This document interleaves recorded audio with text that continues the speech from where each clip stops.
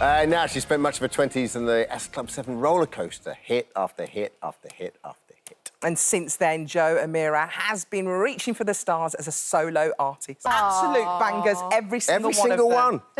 Jo joins us now. Hello. Good morning. It's lovely to have you. It's so nice to finally actually be allowed in somewhere.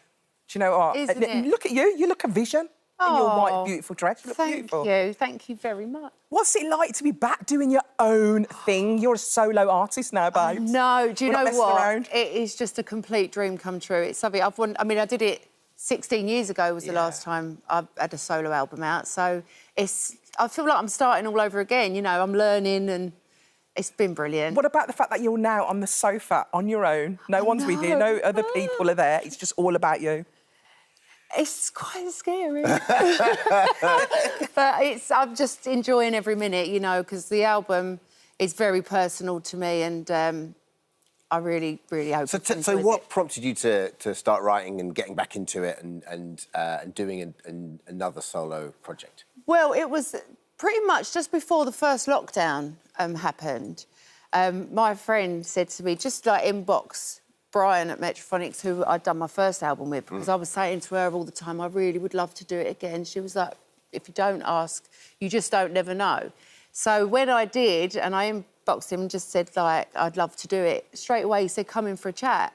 And I was a bit like, wow, you're kidding. So as soon as I went in, by I think the Friday, we said, let's do an album. And I was like, I've got to, you know, because it's my dream to do it, and here I am today. Were you nervous about getting back into the studio? Was there any sort of trepidation about that, or did you feel quite comfortable? I love being in the studio. I think that's where I feel the most at home. But I think it's just nerve-wracking anyway, isn't it? When you've not done something for a very long time, you get butterflies, you know. I had butterflies all night last night coming here today. I was like, oh. I suppose it's your baby, though, isn't it? This new album is your baby, this new single. Let's talk about this new single, On the Surface. What's that all about?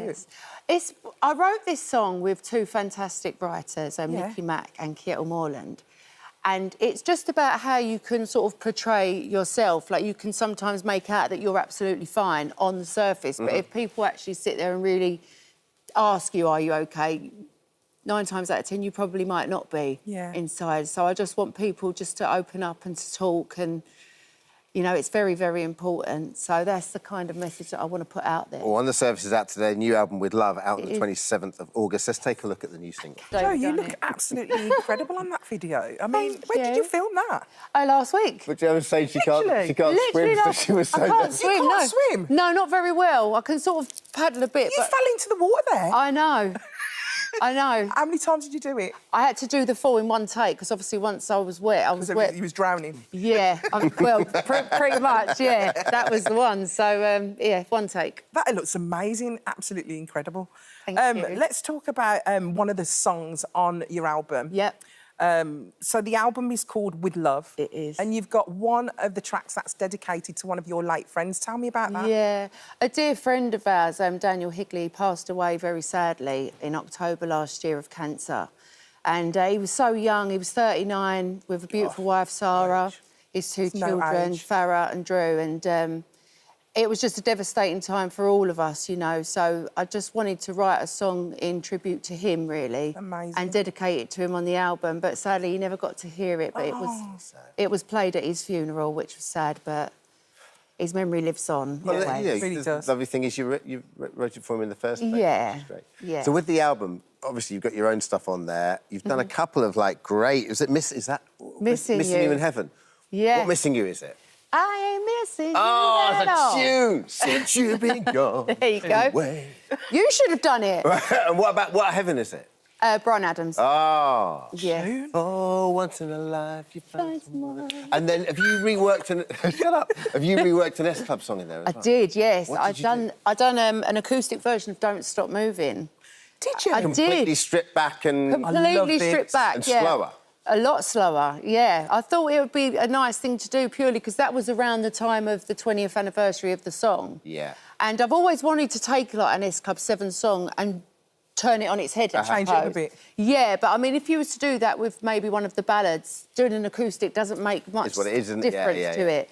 So by doing probably one of our danciest songs, it just give it a completely How different did it come feel. out? Was it amazing? I really, really liked it. I really liked it. And I was really shocked because I didn't actually put it out there for it to chart or anything, but it made the top 20. It got to, like, number 19 in the iTunes chart, which I was flabbergasted by.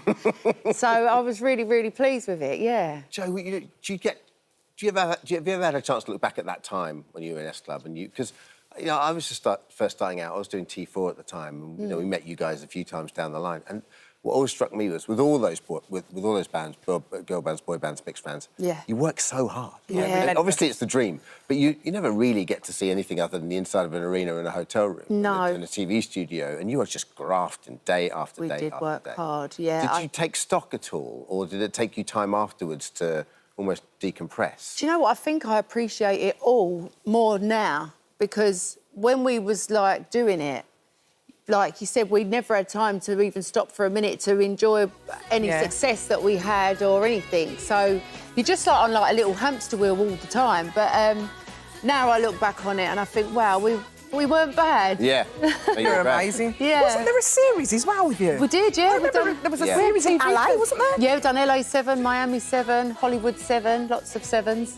All the 7s. There were 7s. I read that sort of quite sad story last night where you did your last gig. I think it was at the London Astoria. Yeah. And then it was raining and you got out and then everyone just got in cabs and went separate ways. And it was the most surreal thing, because I think where our lives were, like, on an itinerary, and the book was always full. And on that very last show, we were sort of like in the dressing room, and then we sort of like went, oh, see you later then. And then we all sort of went into our own cars. And I just remember when I was sitting in the back of that car, I felt so empty. I felt completely lost, because I thought, what do I do now? Well, that's 4 years. 4 years of your life. Yeah. Isn't it? And I think we've crammed so much into those 4 years. For it to suddenly stop was a bit of a shock to the system. But and you were so young as well at the time, so sort of really formative years as well, I suppose. Exactly. Do you still see anyone?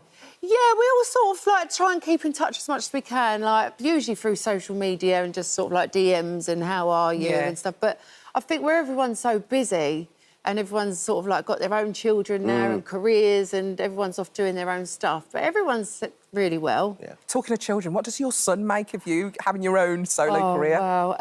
Well, I think when he was really little, he was very, very proud and like, that's my mum, but he's 13. It's not cool anymore, is it? I don't think I'm cool anymore, no, and I think he's going to absolutely crucify me for using that picture. But no, I'm hoping that I'll become cool again, maybe, but at the minute I don't think I'm winning any points. We always come full circle, sons. You know, you have to go through a period where your mum's not cool, but then I'm having that. You come back round. Deep down, they're secretly proud. Of course they are. I hope so. I hope I make him proud. He's a good boy. So, go all right? Happy? Yeah. Yeah? Happy to be back? I'm happy. Honestly, it's so lovely to have you back, and we're so proud of you as well. I'm so pleased to be back. New single On the Surface out today, new album with Love, 27th of August. Joe, thanks. Thank you so much for having me. Thank you. Pleasure.